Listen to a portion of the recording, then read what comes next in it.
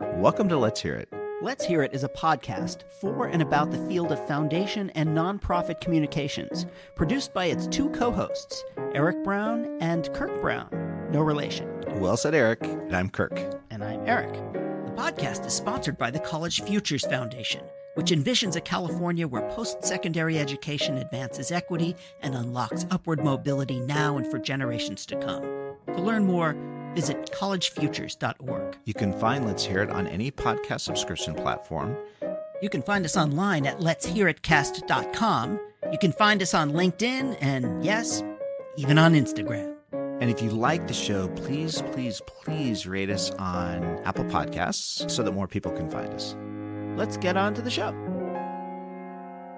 That's a cool new mic you've got going on over there,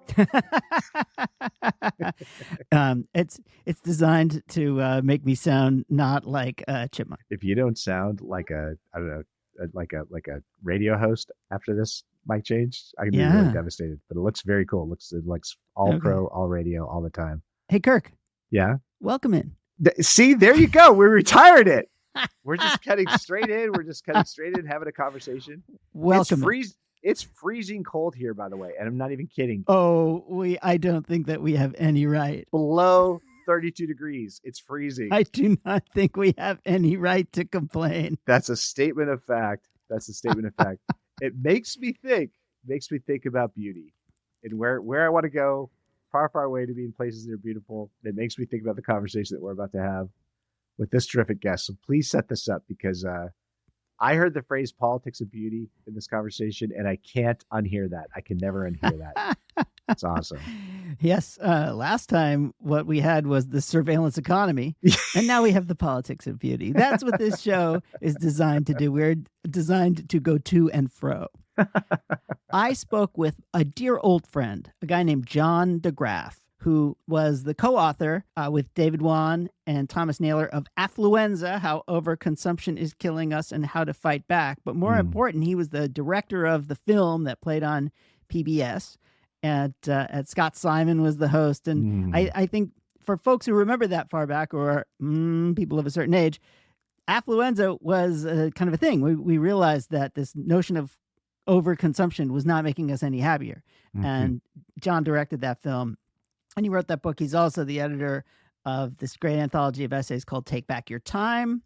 He's got 2 films in the works right now, which we'll talk about in the show. But John is one of those people, and I've said this a million times, and it'll probably be in the intro. Anyone's listening to this already knows. John de Graaf works his butt off so that we don't have to.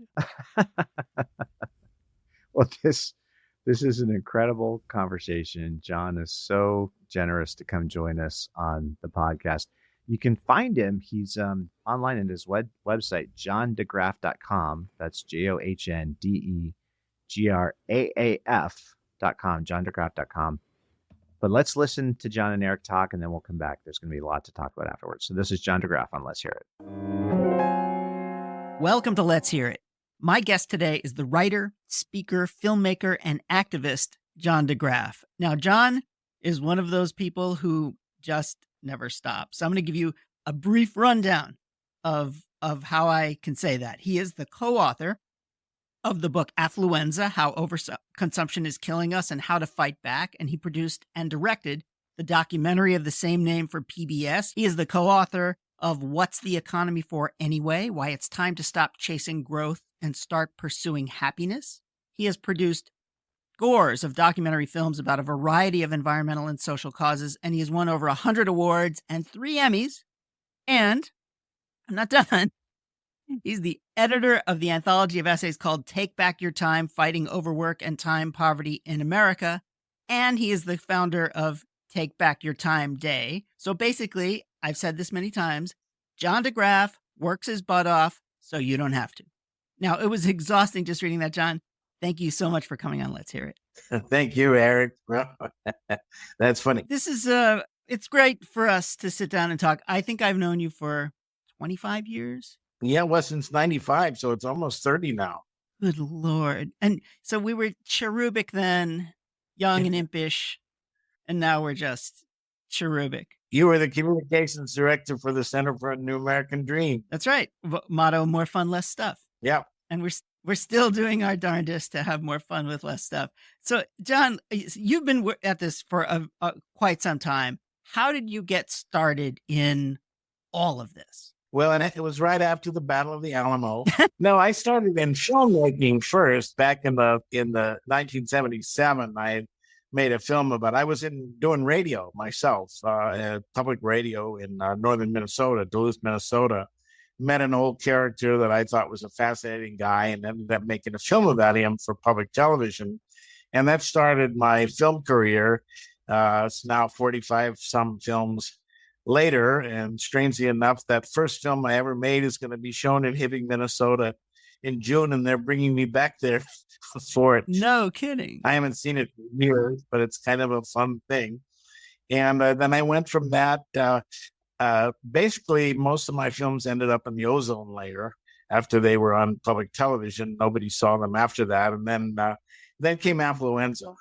And that was my 15 minutes of fame, Andy Warhol, 15 minutes. And that film was huge. It really was a big success on PBS and led folks to ask me to write a book about the subject, which then did become an international bestseller.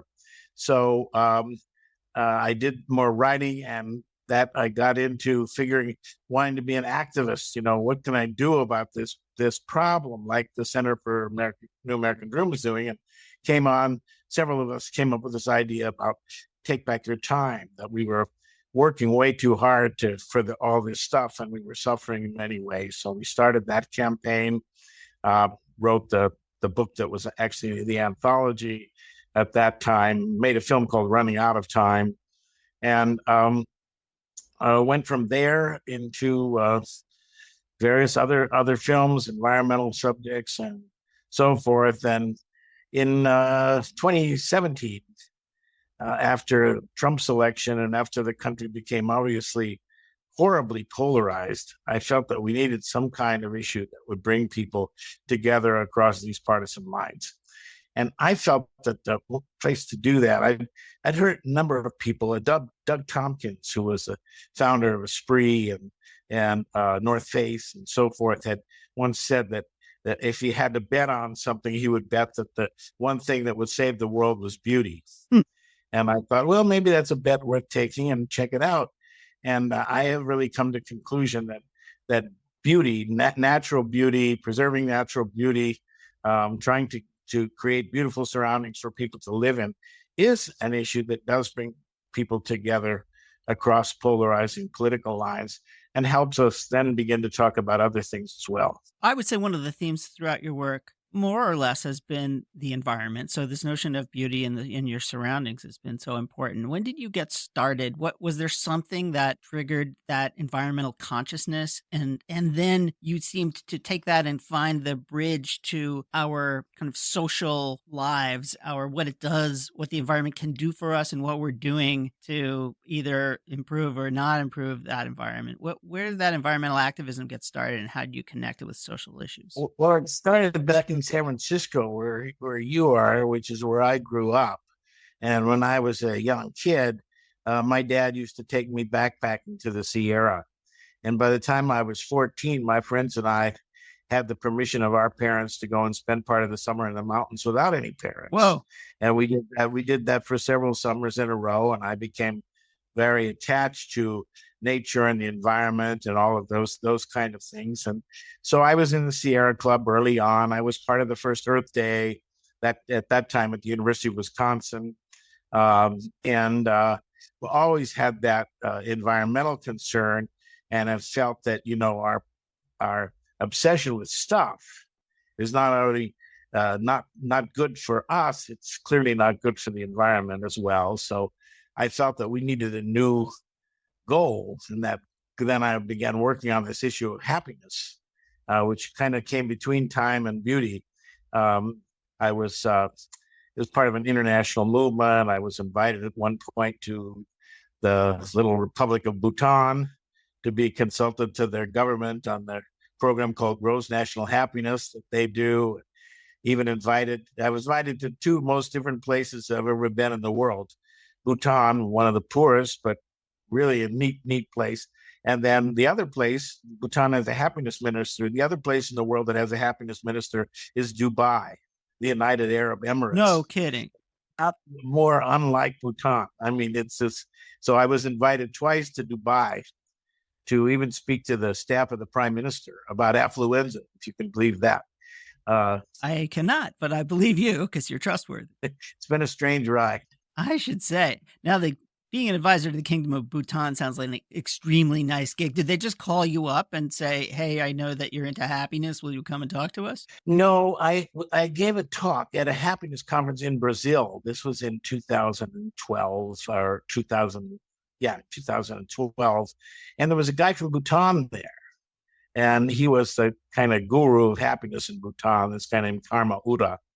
And he said he heard the talk, which I gave about time balance as being one of the elements of happiness. And he said, we have to bring you to Bhutan and to be part of this team that's working on a project for the United Nations about the elements of happiness, and time balance is one of those in our view. And so that's what they did. They brought me to Bhutan. I didn't see much of Bhutan. I spent virtually the entire time in the Parliament building, working like crazy, about not working so much, But then again, life is full of ironies. So I'm told. Yeah, this happiness conference, it just conjures up all sorts of comedic opportunities because, if the plane is late or the food's not so good or your room's not ready, like, what are you supposed to do, complain? Yeah, the funny thing about the happiness conference, the first one I spoke at two of them in Brazil. And the one in Brazil, they last very long. And some of the speakers in Brazil, especially on the first one, I think they got it right the second time. But the first time, some of these speakers would simply drone on forever. I mean, literally. And they would let them go. There wouldn't be any set in the time. So by midnight, you still wouldn't be done, and somebody would be droning on, and no one was happy. Everyone was happy. And when I got my time to speak, I cut it short, and I said, I don't want to take any questions. I want you folks just to sit, find 3 other people, and talk about what you heard and how it relates to you. And it changed the whole dynamic because that's what people want to do. They don't want to sit, listen to somebody like me. I mean, yeah, a few minutes, fine. I mean, I think that worked okay, but they don't want to hear me for an hour. They want to be able to talk to each other. So one of the things that you've done, obviously, it's not just that you're an activist. You're also a real communicator. I mean, you've used the medium of film for the last 45 years to engage people, to try and offer ideas, solutions, and to reach across differences in ways that people can relate to. Can you talk a little bit about how documentary film or the filmmaking that you've done over the years has worked or not, and how it has changed? Because clearly anybody with a phone now is a filmmaker. Well, yeah, that is an issue. And actually, I think that real filmmaking is getting better, but there's so many things out there now that people don't know what. It's hard to separate because everybody, like you said, it's a filmmaker. Everybody is a storyteller, and I'm really sick of the cliche storytelling because a lot of storytelling isn't storytelling, it's preaching. It's taking your narrative and telling people why they ought to believe it. It's not really about storytelling, which I am a fan of course. So I think the shows have an impact. I hear from people about them. The last 2 have really been focused on the topic you're talking about. So I made a film about Stuart Udall, who was the Secretary of the Interior under Kennedy and Johnson, and a great person for bringing people together across the political lines to create the most important and significant environmental laws in our country's history: Clean Air Act, Clean Water Act, Wilderness Act, all of these kinds of things. And the beautification campaign of Labor, Johnson, all of this. And Stuart Udall was a model, I think, for the kind of behavior. And his was the politics of beauty. That's how I saw it, how beauty could bring us together. And I'm currently working on a story of Catherine Lee Bates, who wrote the hymn, America the Beautiful, which is, I think, also a story that can bring people together, because that was not a rip-roaring patriotic anthem saying, rah, rah, America, anything but. while it celebrated the beauty of America, it said we got some big flaws, and our institutions and the way we treat each other don't match the beauty of the country. And until they do, and until we have brotherhood and inclusion for everybody, we'll never live up to our ideals. And so I think it's a fascinating story to tell, and that's what I'm currently working on. Okay, let's go back to Affluenza for a minute, because again, you were swimming, definitely the salmon swimming upstream a little bit. This is what, mid-90s, where, in one of the many commercialism booms. Yeah, the Clinton boom, yeah. Clinton boom. And then you come out with this person bites dog story about how overconsumption is killing us and how to fight back.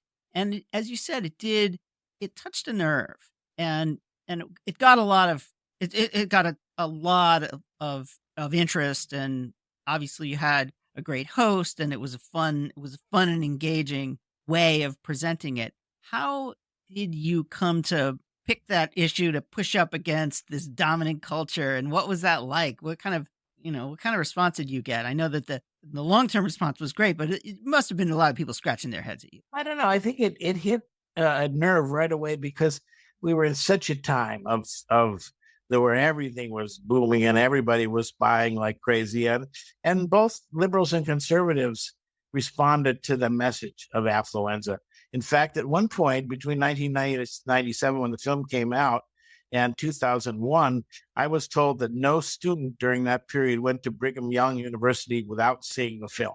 Really? And Brigham Young is certainly one of the most conservative universities in the country, but also the liberal places were showing it as well. And I think it hit. We had some religious right figures in the film, talking about how they saw the same thing as a problem. So we were using it to kind of cut across these lines. It came about because I had made this film about time, the running out of time film, because I was actually interested in time issue even before Affluenza.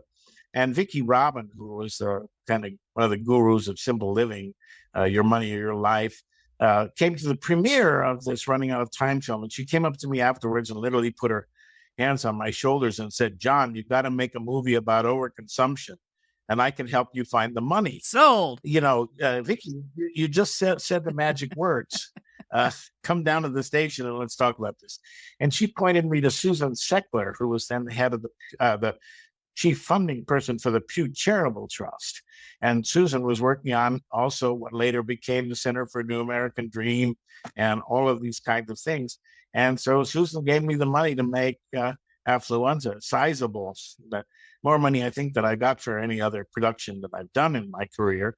But it took off, and people really responded. PBS showed it 4 times at 9:00 time slots in ultra prime time.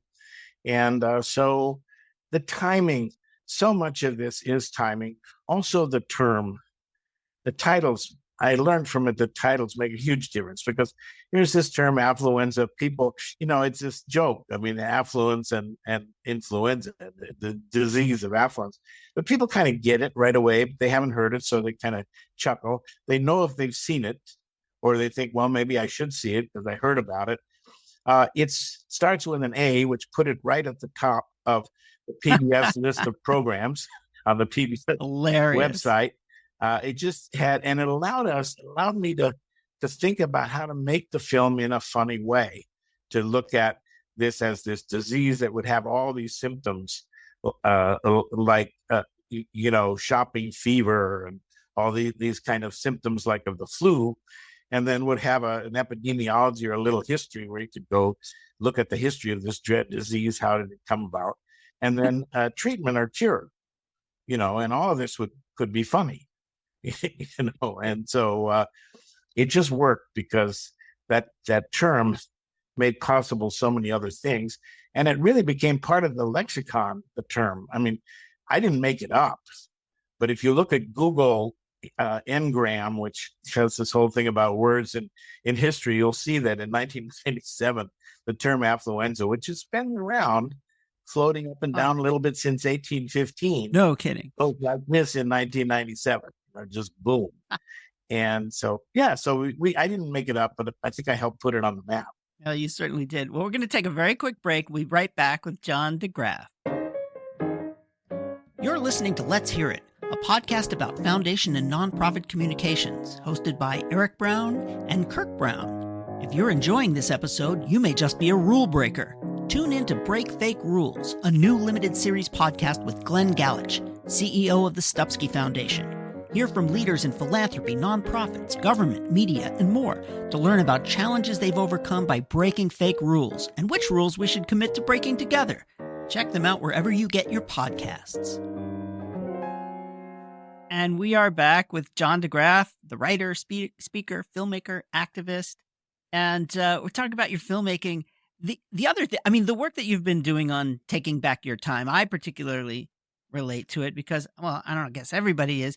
And I thought about you a lot during the pandemic as people were assessing their own relationship with time, working from home, not having to commute, things like that. Has that work gotten a boost in the last several years? Some people, I don't think there's been a stampede, but yeah, some people have contacted me, and I think we have started to ask some of those questions. We are looking at 30-hour work weeks and 32-hour, 4-day work weeks and things. And experiments are being tried about these all over the world, generally successfully. And so, yeah, I think the pandemic did give us a chance to think about that and to think about, the way we work is not necessarily efficient, and it's certainly not particularly good for our health. When you wrote What's the Economy For Anyway? Why it's time to stop chasing growth and start pursuing happiness. that's kind of the question is, what's the economy for? Why do we work so hard? Why are we doing what we're doing in exchange for what? And I think that probably, I assume, it's like your body of work is a conversation and almost an argument about a new economy and a new way of thinking about how human beings interact with each other and with the natural world around them. Again, this is one of these things that we are constantly taught, that gross domestic product is the measure of success for a society. And, then you're seeing Bhutan, who has the chief happiness officer, or, the gross national happiness, that hasn't caught on yet here. But I kind of feel like there's something deep inside me that people really relate to it somehow, even as they're dealing with their own dissonance of trying to get a better job and make more money and get a bigger house. Well, I think that it is an issue that's kind of getting talked about more, but the political parties haven't discovered it yet. That's for sure. If there's one thing both Republicans and Democrats agree on, it's that the grosser our gross national product gets, the better we are, despite all the evidence to the contrary. But in Europe, that's far less true. So many political parties and groups and things in Europe are talking about alternatives to the GDP and how we should measure success in different ways. I've spoken twice in Luxembourg and once recently in Paris about that, at conferences about that very subject. And in one case, I was in Luxembourg 2 years ago at a conference about alternatives to GDP. Luxembourg, you have to understand, is one of the world's richest countries. It's the banking capital. All the money goes in there. And it's really a bourgeois place. There's no question about it. But Luxembourg, which has the highest GDP per capita in the world, is the country most critical of GDP, maybe except Bhutan, but is the country most critical of GDP as a real measure of success. And so the government of Luxembourg is actually spending a lot of money to try to find alternatives. And they brought me there a couple of times, and they paid for me to go to Paris. And so I was speaking. I was a keynote at this conference in Luxembourg, and I spoke first, and the speaker after me in that panel was the Minister of Economics of Luxembourg. Now, this guy's a banker, right? He's like, and I'm thinking maybe they put this guy up to say that I'm all wet and I don't understand economics and so forth. So I don't know what he's going to say, because I'm just thrown in there. And he says, he starts out by saying, well, I want to begin by saying that I agree with virtually everything that our first speaker has said. And in fact, in some cases, I would go a little further. That's where it went. And he and I said afterwards, I said to him, hey, you got some time? I'd love to talk to you. And he said, yeah, I've got about 30 minutes. Want to have a glass of wine? So I said, sure. So we went and did that. And we had a great conversation. And he gets it. And a lot of these people really get that we're not measuring the right things. And we have to slow down in a way, in many ways. Number one, for the climate, which is obviously getting more and more out of control. And you in California really understand that.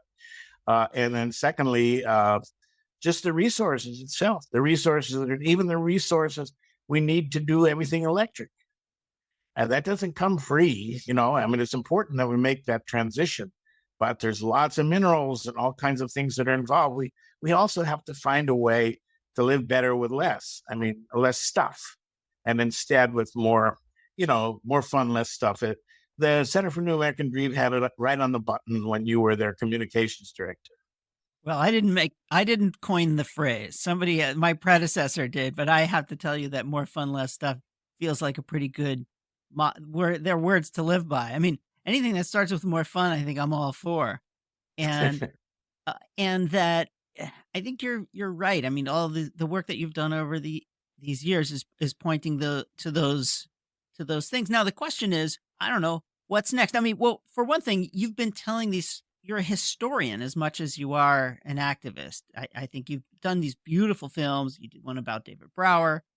The piece on Stuart Udall is really quite lovely, and it reminds us that this notion of environmental politics, that the idea of that thinking and understanding about the changing climate isn't something that just happened in 1990 or whatever. Like it's been around, and Stuart was one of the early proponents of real conservation and an understanding about the changing nature of the planet. And now that you're writing about America the Beautiful, that we have to better understand where these things that we seem to rally around, where they came from and what they mean to us. Can you actually talk about your America the Beautiful film? Because I think it's a lovely film. I saw the trailer, and it just kind of reminded me that we should look deeper into these things that we look to as kind of organizing factors in our culture. Well, and we often mistake them, and we mistake them on both sides of the political fence.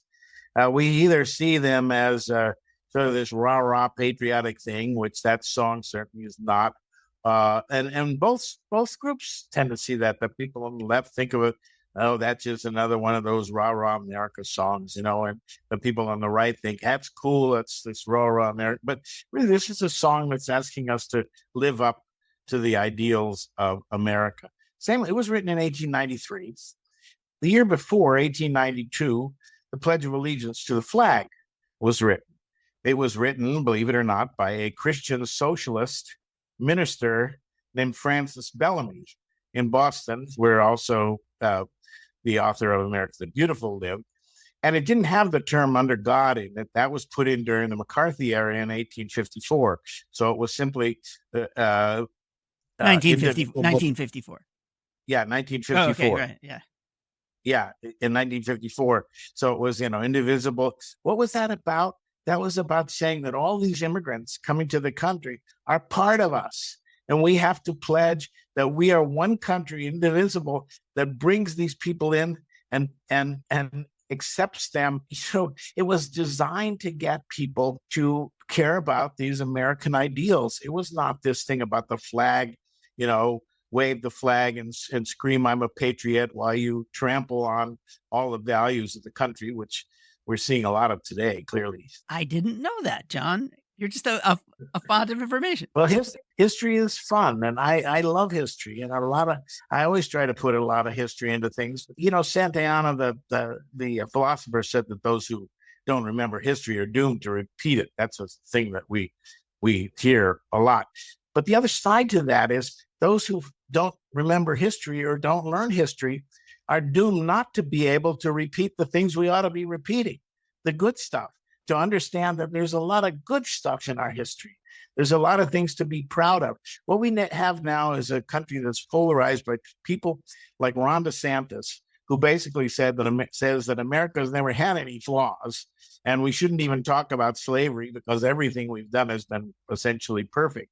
And on the other hand, now, the far left, which is saying America has never done anything right.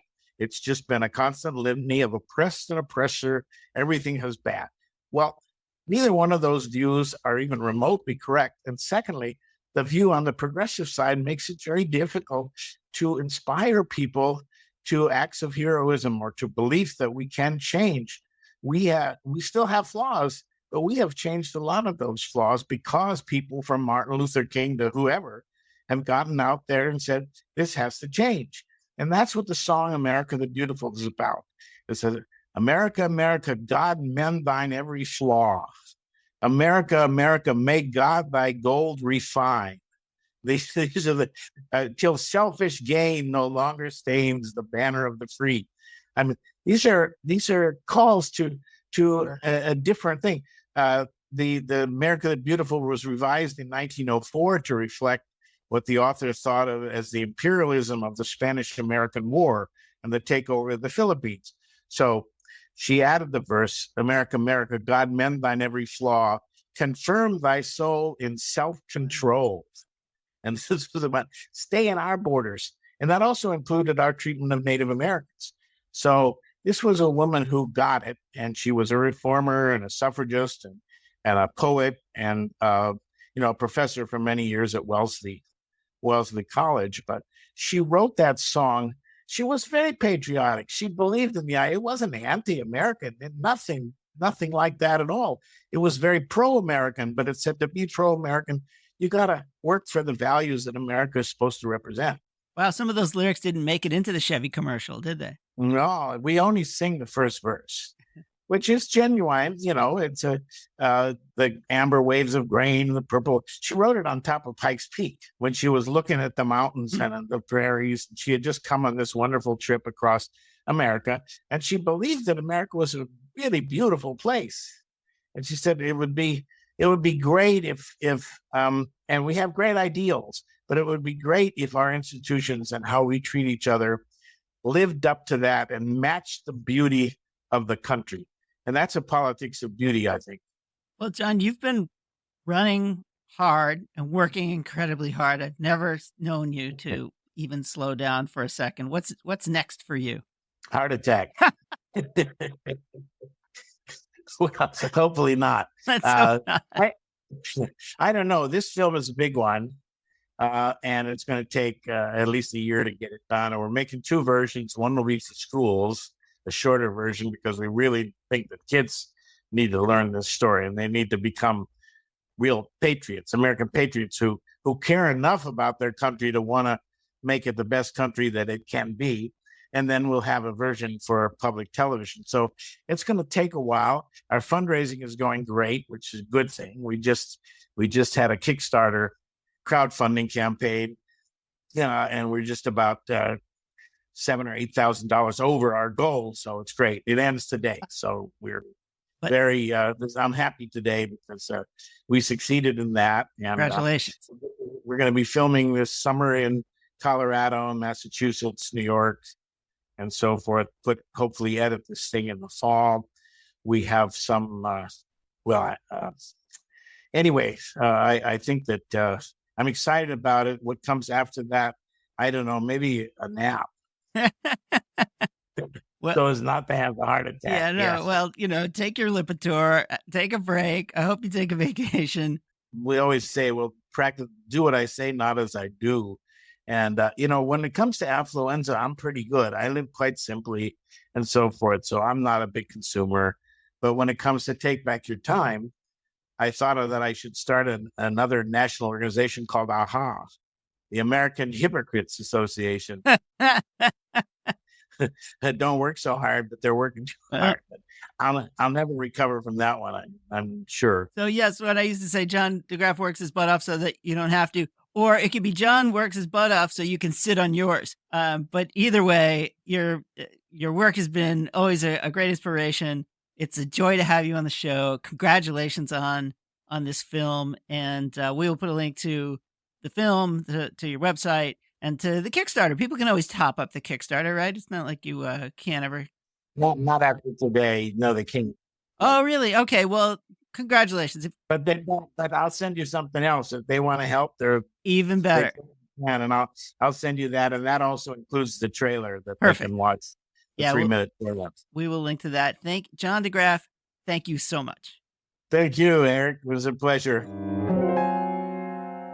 Okay, and we're back. So, Mr. Brown, I love these I'm going to call these are the way back conversations. So how long have you known John? And I want you to go all the way back to the Center for a New American Dream, because, I've had the benefit of, being under the adoring gaze and scrutiny of this podcast. You have not really, in terms of your life story. Wait, what? What do you mean? Oh, you mean that I interviewed you? Yeah, come on. That was a great interview. And now you're famous? I'm pretty famous. Yeah. That's I know, all I of my bet. 15 minutes are completely cashed now by Let's Hear It. But Did you get the key to Iowa? not yet. Nobody's called. They didn't give you the key to Iowa? Nobody's called. Not yet. No, they don't feel like they've been discovered quite yet by me. So take us back to these first interactions between you and John, and really spend some time in the Center for a New American Dream concept, because it kind of skirted around the edges of your conversation, but I don't think you guys ever really got into the depths of it. And I think that's a really interesting starting point for how you came to know about John. I was communications director at this organization called the Center for a New American Dream. Sounds a little interesting. It's one of these things that people just kind of paint their hopes, dreams, and fears on it. And so it appealed to lots of people kind of across the spectrum, because they decided what the American dream was and how to make it new. What the new one was going to be. And it's so funny because if you think about it, it is the antithesis of Make America Great Again. Interesting. Tell me more about that. We are building a new American dream. So we have this understanding, a concept of what the American dream is. And I think for many people, that dream was work hard, play by the rules, get rich, leave a legacy for your children, buy things. And in the last 10 or 11 years of your life, you downshift. Maybe you can retire and finally enjoy yourself. And what the Center for a New American Dream was saying is that American dream is driving us to overwork, have stress, not be healthy, not nurture the environment, and not live the lives that we are capable of living. And I think that arguably most people would love to be able to live. And the motto for this organization was more fun, less stuff. So by reducing our consuming and by not being part of we didn't have quite the same kind of surveillance economy that Anusha Ali Khan and I talked about last time. But now, of course, that whole notion of what we consume, there's a crazy record of it that will tell you who you are and what you're going to have for breakfast tomorrow based on your patterns. This is the antithesis of that, which is connect with nature, connect with your neighbors. Don't worry about all the material stuff, and find the things that truly matter in life. And that's what we worked on. So it was an environmental organization. It was a social organization. It was very, very hard to pin down. We talked about materialism in the holidays. We talked about, all that kind of stuff. And as part of that, or kind of this almost rallying thing, was John's film Affluenza. And it captured people's imaginations, as he talked about. And John was one of the friends and family of the Center for a New American Dream. He was understandably. I talked to him a lot. We became friends. And he is, and the other thing about John, if you know him, that it is true. He is the hardest working person who advocates for working less than you will ever know. He is, what did he say? Something about the Hypocrisy Society. Yeah, exactly. The contradiction in there. The chair of the board of the Hypocrisy Society. What I love about the Center for a New American Dream is a jumping off point for this conversation and what you got into with John in this interview. This notion about trying to dislodge this idea that GDP is the indicator that helps us understand where we're at relative to progress. Sure. That gross domestic progress, that's inadequate. In fact, it might be harmful. Sure. It's been a struggle to come up with other measures. Maybe different people have come up with different strategies and different approaches, and in some respects, we're sitting here in the shadow of some of the stuff that's coming out sort of in the national political conversation that's just so upsetting and so concerning. But you kind of feel that undercurrent of that heartbeat too, of when we have this singular focus on just this one idea, it's going to be GDP. How do we improve GDP? It's all about GDP. We start becoming what? Like where does our humanity, where does our identity as people live? Will we just become agents of the effort to make GDP better? We're actually not the beneficiaries of whatever that's supposed to be. We're we become almost the resource that feeds that outcome, right? Well, as John says, what's an economy for? GDP, so that what? Yeah. So that, Yeah. honestly, so that what happens? Do we take, and here's what happened. We're going to get off. Sorry, people just skip ahead. I'm going to say things that are going to be boring and stupid. Just skip ahead. Come on. You don't need to disparage yourself. Come on. This is great. This is the blah, blah, blah. People love it. Well, I'm going to go down a rabbit hole, and it's going to make me and everyone else uncomfortable. So it's just skip ahead. I'll see you in 5 minutes, people, because I'm going to do a 5-minute rant. Let's find the hole. Let's find the hole. But we're here. We're here. The idea is that, we're here.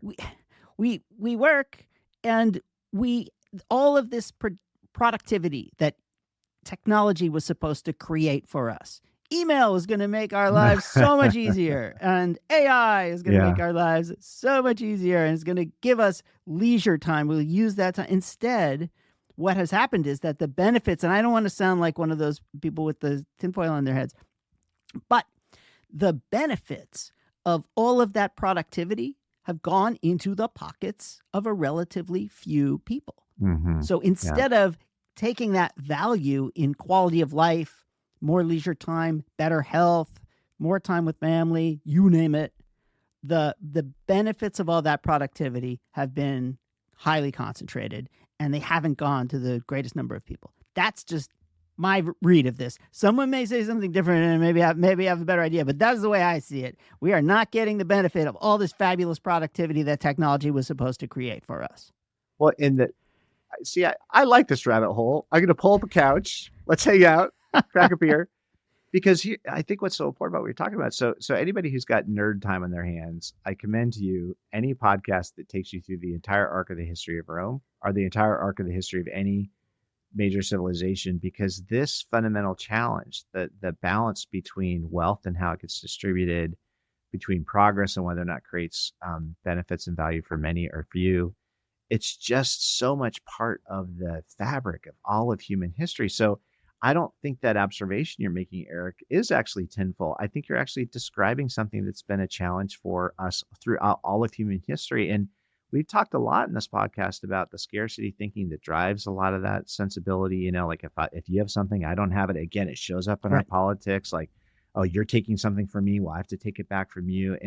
And this whole thing around scarcity, and then how we, it's funny, is like, is GDP managing abundance or is it managing scarcity? Like are we actually feeling the abundance of all of this labor and effort that we're putting in? Or are we actually feeling the scarcity of progressively less, and what that all wraps up to in terms of policy, politics, et cetera. So here's John entering this fray and saying, I've got an idea that can cut through all of that. Let's talk about the politics of beauty. And I do think that is such an important concept. And again, can you mobilize around it? And here we are. I just can't. We're not going to talk about it. We're not going to do the run, sits, and errors. But I think we can say that we're going to be living now, moving forward, in the shadow of the best that I can come with it is like the politics and language of hate and division. Politics and language of hate and division, like separating people, and watching people kind of gather, find their meeting places where they can be aligned together, but also having this notion of beauty sitting at the center of the table. And where we find that beauty, the fact that John is kind of on that search, it just feels like such a noble, such a worthwhile. And I can see why he works so hard, because that feels like a little bit of a hard thing to find, hard thing to articulate. Well, yes. And this notion, okay, time, happiness, beauty. Folks out there, if you're listening, if you hear the sound of our voice, are you getting enough of any of those three things? Yeah. And certainly not all three in combination. I do believe that a life in which you feel like you have sufficient time to do the things that matter, they produce the kind of happiness that every human being wants and deserves. And if they are surrounded by the kind of beauty that nurtures our souls and our minds and everything else, we have lived a life well lived. And I don't think that we're doing that. I don't think that that's how we are oriented as a society. And it is the sort of thing exactly that produces the antithesis of that is the zero-sum gameism that Heather McGhee was talking about. Mm-hmm. Yeah. So that's my sense, is that if the other thing about time, happiness, and beauty is it's very hard to feel like if I have more of that, then you will get less of that. Mm-hmm. It is a much harder enterprise to be divisive about. But to actually lay claim to that, and I think this is the piece where I think our whole community struggles. I certainly struggle with it in our work. This notion that each one of us are carrying around with them this interior life, this invisible interior life that's like the most intimate, most important, most meaningful thing that any of us have is our interior life. But where and how does that interior life get nurtured? And I think that our community struggles to talk about that in a meaningful way so that people can feel like they can be part of that, you know? And so all of the belonging work, all that you've done, all the bridging work that you've done, and I feel like this work that John's doing is right in tandem with that. You know, how do we create a concept around shared beauty, shared understanding that actually brings us together because we all have a place in that?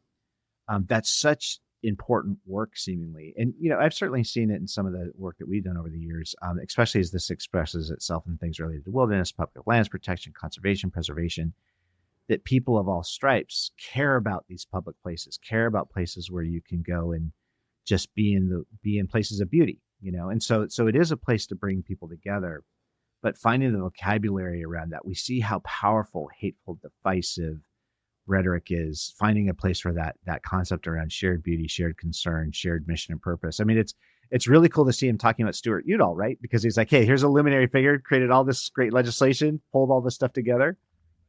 Yeah, I totally agree. And if you look at John's body of work, it's around happiness, it's around time, and it's around beauty. He talks about, you know, he goes to Bhutan to talk about happiness.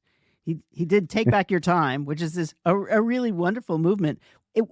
And they're starting to implement it in places. They're doing 32-hour 4-day weeks, and they realize that, you can be just as productive. You can get as much done in 4 days that you did 5, and you can get the 3 days off, and you're restored, and you feel better about everything. You'll stay in your job longer, all that kind of stuff. And now this notion of beauty, that, you know, the Stuart Udall work is really interesting. And if you think about it, there's another concept of beauty. It's not how we tend to think about it, but it is kind of the beauty of our own country. That John's doing this film about America the Beautiful, and it is another way of looking at our experience as Americans. And it is about our imperfections, but our acknowledging of the riches around us, and this understanding that we want to be more perfect, that we want to improve ourselves, that we want to continue to take advantage of that, to love it, to enjoy it, but to acknowledge that we've got work to do. And I think it is, what a cool, 45 movies. Oh my goodness. Yeah. 1 million books. He goes and he's asked to speak everywhere. He's like, what a cool body of work. Well, Ann Medlock from the Giraffe Project says, John de Graaf is one of the good guys in our world. Always right there with the next important life-affirming idea. John, what a legacy. The books, the films, the articles, all of the work, all the effort, all these years. Thank you for talking to Eric Brown for all these decades. And Eric, my goodness, that was awesome. John de Graaf, thank you so much for coming on. Let's hear it. Okay, everybody, that's it for this episode. Please let us know if you have any thoughts about what you heard today or people we should have on this show, and that definitely includes yourself. And we'd like to thank John Ali, the tuneful and inspiring composer of our theme music. Our sponsor, the Lumina Foundation. And please check out Lumina's terrific podcast, Today's Students, Tomorrow's Talent, and you can find that at luminafoundation.org. We certainly thank today's guest, and of course, all of you. And most importantly, thank you, Mr. Brown. Oh, no. Thank you, Mr. Brown. Okay, everybody. Till next time.